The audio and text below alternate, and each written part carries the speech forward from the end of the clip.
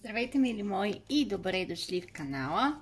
Аз извадих летните карти, макар че малко е мрачно времето, но вече юни настъпва, така че сега ще видим с вас какво може да очаквате при следващата среща с намисления човек.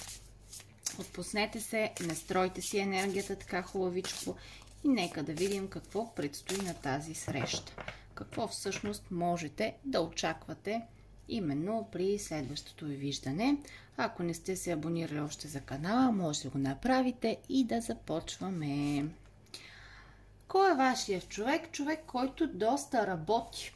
Някой, който много държи да изглежда заможен, силен. Човек, който обича материалната част на стабилността, както и самият той да се чувства в тази енергия, в тази светлина. Доста работещ, сега не за всички ще е бизнесмен на дадения човек, но държи да има парички в джоба, държи да се облича така хубаво, харесва скъпите неща, обича да е мачо и въобще да е мъж с самочувствие. Също някой, който често много го е страх да не излезе от зоната си на комфорт, да не загуби пари, да изглежда глупаво в някаква ситуация. Много е себичен, много е човек с доста голямо его, определено с доста голямо его и често заради страховете си умее да говори за любов, умее когато реши да впечатли една жена да го направи така едно галантно, като джентълмен, но честно казано понякога твърде много се страхува да говори за своите чувства, твърде много се страхува да води такива по-емоционални разговори и това по някакъв начин, в някакъв момент наистина го кара да се държи наистина неадекватно и в определени моменти просто да губи контрол, започвайки да говори някак хаотично, да прави коментари, които не са в правилното време, не са на правилното място казани. И въобще има моменти, в които наистина се вижда едно такова неадекватно дори поведение. Точно защото твърде много се е вманиачил в това да премеря думите си, едва ли не да е много на пиедестал, да е много харесван, да е много уважаван и това по някакъв начин с неговия опит да създаде една такава илюзорна представа за себе си пред другите, включително и пред вас самите, често го подхлъзва и наистина го вкара в някакви филми, които не са много адекватни, но това е той самият. Ако сте го припознали, нека да видим следващата ваша среща. Интересно. Честно казано, този човек в момента е много така пасивен към вас, като че ли не подхожда много активно за срещи, не дава много зор, но интересното е, че при следващата среща ще се държи като наистина джентълмен. Доста ще ви изненада с поведението си, защото ще е една идея по-усмихнат, по-такъв приказлив, по-галантен, по-така любовно настроен. Няма да е толкова обран, колкото си е по принцип. И това доста ще ви изненада. Също след тази среща, по време по-скоро на тази среща, ще подходи към вас по начин, по който някак трудно му е да разкрие себе си, но ще му се иска поне да се опитате да изговорите и изчистите трудностите. Доста така ще е среща, в която ще има разговор за перипетите между вас. Среща, която обаче ще премине изключително страстно. Даденият човек има така едно убеждение, една идея, че при следващата среща помежду ви наистина трябва да е по-деен, да се опита да изговори нещата, които премълчава спрямо вас и по някакъв начин самият той да постъпи по-адекватно, да показва една линия на поведение, а не да е толкова променлив от към настроения. И също така, освен страстта, която ще се проиграе със сигурност по време на това виждане помежду ви, то някак самият той ще поиска един шанс. Шанс да надградите това, което се случва между вас. Шанс да заровите томахавките, да се справите с трудностите и наистина да се опитате една идея по-взаимно да се изкачвате по стълбичката, която да ви доведе до по-стабилни, по-сериозни и някак по-завършени отношения. Отношения, в които, ако зависи, разбира се, в каква фаза сте, но ако да кажем сте в флирт в момента, то да преминете една стъпка по-нагоре. Ако сте в едни отношения, в които имате такива едни любовни срещи от време на време, то някак да ги направите по-пълноценни за вас, по-чести. Въобще, в каквато и фаза да сте след това виждане, някак неговата идея и нещата да се променят и наистина между вас да успеете да изкачите едно стъпало по-нагоре. За този човек това ще е изключително важно. Също вие самите ще се чувствате като любимата жена. Много интересно, но много неочаквано, наистина ще се почувствате важни и значими. Това ще ви накара да сте по-такива усмихнати, по-някак, ще ви стане готино на душичката. Малко първоначално ще почувствате един така шок дори.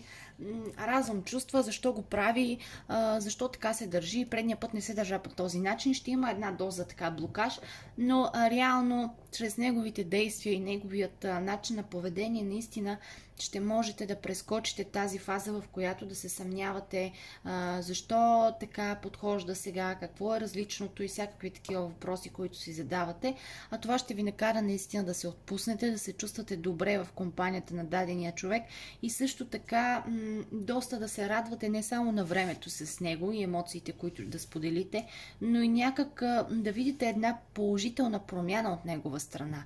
Да успеете да видите, че слънцето като че ли изгрява и на вашата улица, че едва ли не има едно движение, което може да просветли пътя ви за напред, че някак нещата се развиват в един доста перспективен и продуктивен начин за вас, доста по-мъдро действа също този човек спрямо вас. По време на тази среща просто душата ви ще празнува. Ще осъзнаете някои действия на този човек, защо ги прави по този начин, защо се държи така. Ще успеете да видите отвъд от поведението му, отвъд начина, по който той реагира в дадени ситуации, в дадени моменти. Това ще ви накара наистина първо да проявите повече дълбочина, повече мъдрост в това, което виждате и да си отговорите на много важни въпроси. И второ, наистина по някакъв начин просто ще се умеете да почувствате един празник на душата. Ще ви стане едно такова готино, хубаво. Освен любимата жена, ще се чувствате и като жена, която заема важно, високо място в живота на дадения човек. Просто ще осъзнаете, че тук отсрещната личност наистина държи на вас и че тази трансформация, която вие чакате доста дълго време, помежду ви вече е започнала. Това доста ще ви ентусиазира, ще ви накара наистина да сте една идея по-активни, една идея повече да се радвате на това, което предстои. С човекът също доста искрена комуникация, доста честно ще си отговорите на някои важни въпроси, които всеки сам си до момента си е задавал на себе си. Сега ще имате възможност да обсъдите неща, които ви притесняват, неща, които ви колебаят, неща, които ви карат да се чувствате така недобре в самата ситуация помежду ви. И това наистина много ще изясни цялата картинка. Срещата ще бъде много ключова за вас, защото вие самите ще усетите на какъв пиедестал сте в живота на този човек и ще видите, че той все пак проявява някакво старание за промяна и че тази промяна вече в действителност е започнала. Любов също така. Тук ще се лее едно шампанско, едни емоции. Разбира се, за някой шампанското ще е буквално, за други не. Предвид вида на среща при всеки ще е различна като място, начин на протичане и така нататък. Но просто ще има любов, ще има емоции, ще има преживявания, които така ще се загнездят в сърцето ви. По някакъв начин ще изясните също така висящото положение, в което сте се намирали до момента на това виждане, и това много ще помогне просто за да тръгнете по един нов път напред. Изключително важна среща, която ще ви накара да се почувствате победители. Някак ще можете да поискате повече за себе си, ще можете да кажете нещата, които също доста ви тежат, по някакъв начин ви носят дискомфорт. Ще можете да излеете това, което е във вас самите, и наистина тази среща ще е много ползотворна, защото след нея резултатът ще е вече по-стабилен, самите отношения ще станат по-определени, по-някак осъзнати също така. Ще видите, че този човек не гледа отгоре на нещата, както изглежда, а наистина е премислил всичко, наистина е осъзнал, че има нужда от това да промени поведението си, отношението си. Ще видите просто една наистина нова действителност, прямо неговото отношение. Разбира се, той си е така по-труден като характер, но все пак ще видите, че ето той се старае, наистина така се опитва по някакъв начин да надскочи егото си и да бъде по-отдаден на това, да изживеем нещо хубаво, да споделим нещата между нас, да преминем на следващо ниво, следваща стъпка, следваща фаза. Доста интересна и доста ключова се очертава тази среща.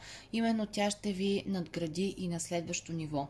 Така че съвета тук на картите е да бъдете спокойни, да бъдете уравновесени и наистина да се възползвате максимално от шансът, който ви се дава тук, за да станат нещата по вашият начин. Защото тук под тези карти виждаме, че вие наистина ще се почувствате накрая като победители в тая среща. Тук ще видим резултат, който чакате от дълго време и някак ще може да се отдъхнете наистина след това, което се случва. Пожелавам ви успех, благодаря ви, че изгледахте видеото, надявам се да е било полезно и интересно за вас и до нови срещи!